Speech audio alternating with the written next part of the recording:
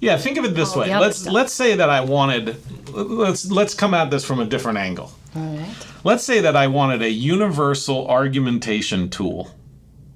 I wanted to design like an app or like a technology that would allow me to appear intelligent in any situation with any argument. Yeah.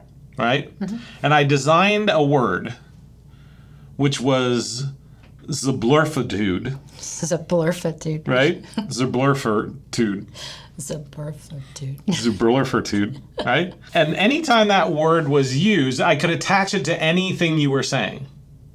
I could say, you make some good points, but I think you're missing the superflitude. And everybody would be like, oh, wow, the missing superflitude. He's smart. He knows what Interesting. It is. Yeah, I think I am missing the superflitude. That's a good point.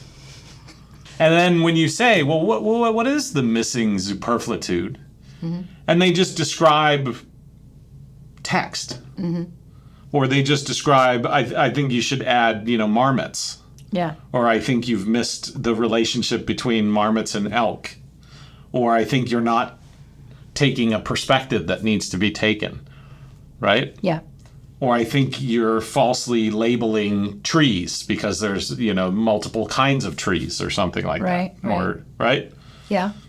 Or I think you should just group it in terms of flora and fauna instead of separating out the organisms, right? Right. So somebody's... That's a part-whole grouping. Yeah. So that person is able to answer what they mean by superflitude. Yeah, but superflitude never gets the answer. It always is just like, well, I just think you're missing superflitude. Meaning nobody ever questions what that is. Yeah, and it sits outside the system. Because it's a magic trick of argumentation and cognition where you sort of just say, yeah, you're missing the superflitude. Well, when somebody does that, when you're in an important conversation, you're trying to solve a problem that has consequences. Yeah. And somebody does it depends on the context thing. Right. You should stop and say, well, wait, what do you mean by that? Yes, and what they're gonna detail is some other things that they think should be in the system.